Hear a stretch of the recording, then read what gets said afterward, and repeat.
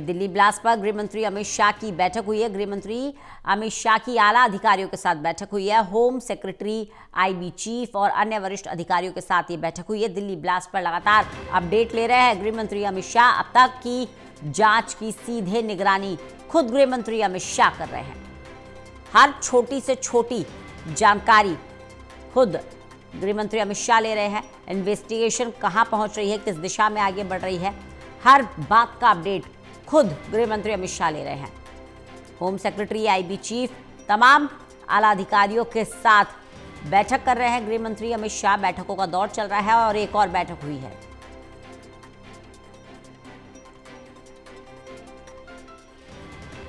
केंद्रीय गृह मंत्री अमित शाह ताबड़तोड़ बैठक कर रहे हैं।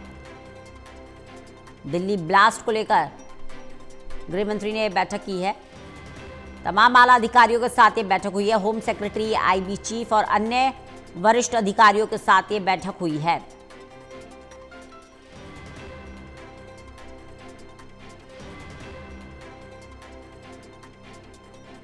प्रदीप कुमार हमारे साथ, हमारे एसोसिएट एडिटर जुड़ गए हैं ज्यादा जानकारी के साथ।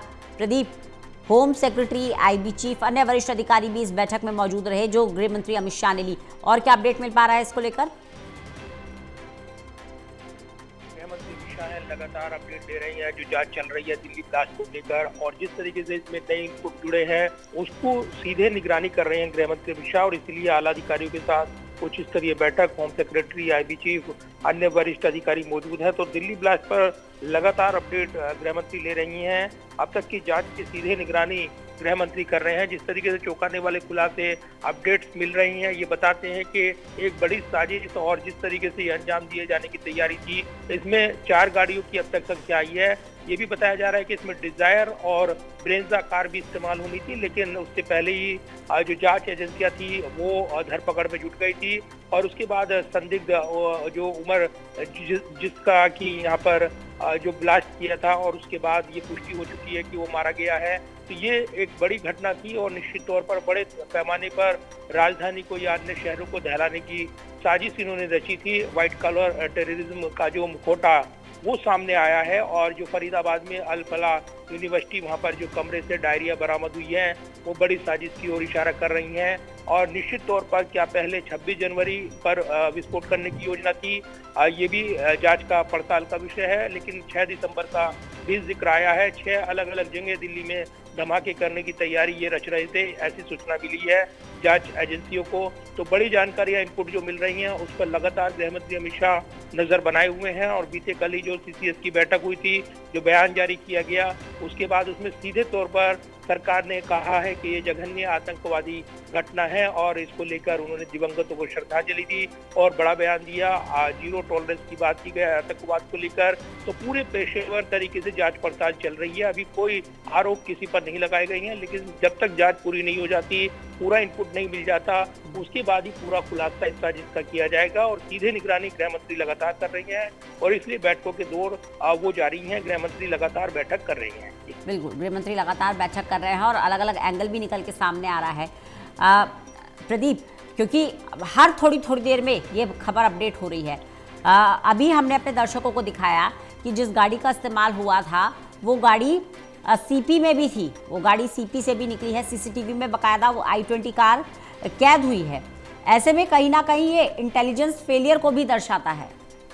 देखिए, बिल्कुल, और ये जरूर है कि सुरक्षा जो लगातार इस पर सवाल उठते हैं, लेकिन ये भी काबिल गौर बात है कि जम्मू कश्मीर पुलिस ने जांच पड़ताल शुरू की थी, और उसके बाद उनकी तहे जैसे ही खुलने लगी, क्योंकि फरीदाबाद मॉड्यूल उसका खुलासा हुआ, गिरफ्तारियां हुई, और उसके बाद उमर को जैसे ही ये आभास हुआ कि वो अब जल्द ही गिरफ्त में आएगा, तो उससे पहले ही उसने विस्फोट को अंजाम दे दिया, ये बताया जा रहा है। हालांकि ये विस्फोटक वो दूसरी जगह शिफ्ट कर रहा था, टारगेट कुछ और था, ये अभी तक की जांच में निकल कर आया है।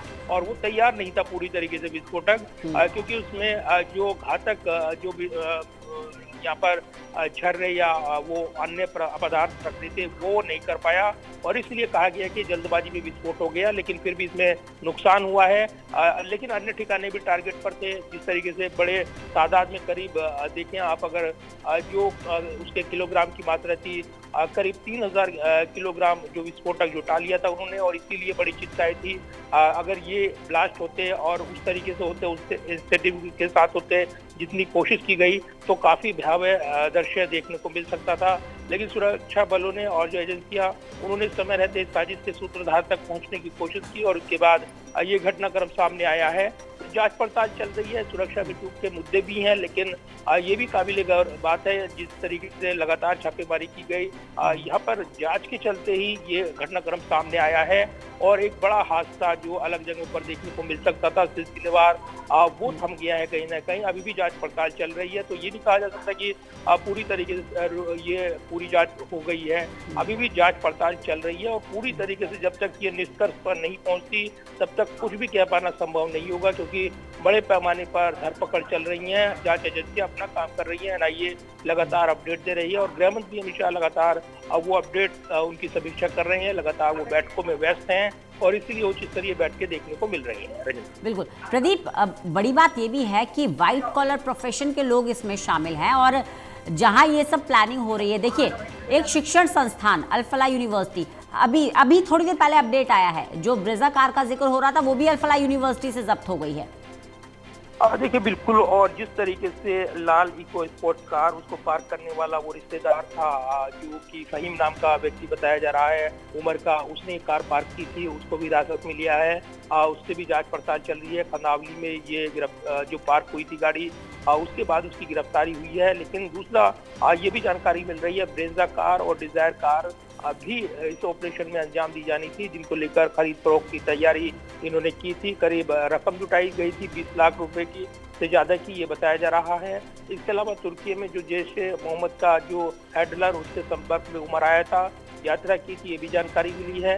अन्य जो चौंकाने वाली जानकारियां मिल रही है, सीसीटीवी फुटेज और जो मैपिंग की गई है अभी तक, उसमें वो जो मस्जिद में जाता नजर आया है और उसके बाद क्या वहां पर मुलाकात की है, ये भी तस्वीरें वीडियो फुटेज में दिख रहा है कि वो उस वक्त असहज था, पीछे मुड़कर देखा उसने, क्या वहाँ दूसरा व्यक्ति उसके संपर्क में था। ये तमाम ऐसे पहलू हैं जो जांच के विषय है। फिलहाल पूरी तह खंगाली जा रही हैं और उसके बाद ही ये तस्वीर साफ होगी कि साजिश के असली सूत्रधार जो सीमा पार आतंकवाद का जिक्र हो रहा है वो है। और जैसे मोहम्मद का मॉड्यूल इसमें काम करता हुआ नजर आया है, जो फरीदाबाद मॉड्यूल यानी स्लीपर सेल होते हैं वो सबसे दिखे हैं लंबे अंतराल के बाद। अगर देखें आप, जो भटकल ग्रुप था और जिस तरीके से उसने कई ब्लास्ट पर अंजाम दिया था, उसके बाद बड़ी कार्रवाई की गई थी, वो थमे थे सिलसिलेवार धमाके। लेकिन अब नए सिरे से जो मॉड्यूल बनकर उभरा है वो जम्मू कश्मीर से शुरू होता है और यहाँ तक पहुँचता है देश की राजधानी तक। ये बड़ी चिंताएं पैदा करता है और इसीलिए इसको लेकर व्यापक तौर पर साजिश के हर ताने बाने को यहाँ पर अलग करने के लिए एजेंसियां सक्रिय हैं और पूरी तरीके से पेशेवर अंदाज में अपने काम काज में जुटी हुई हैं। जल्द ही चौंकाने वाले खुलासे हो सकते हैं। चलिए, बहुत बहुत शुक्रिया प्रदीप हमारे साथ जुड़ने के लिए, इस तमाम जानकारी के लिए। तो दिल्ली ब्लास्ट पर केंद्रीय गृह मंत्री अमित शाह भी बैठक कर रहे हैं। इस बैठकों के इस दौर में ये बड़ी बैठक हुई है जिसमें एनआईए के डीजीपी मौजूद रहे हैं। तो पूरे एक्शन में हैं केंद्रीय गृह मंत्री अमित शाह और पीएम मोदी पहले ही साफ कर चुके हैं कि दोषियों को बख्शा नहीं जाएगा।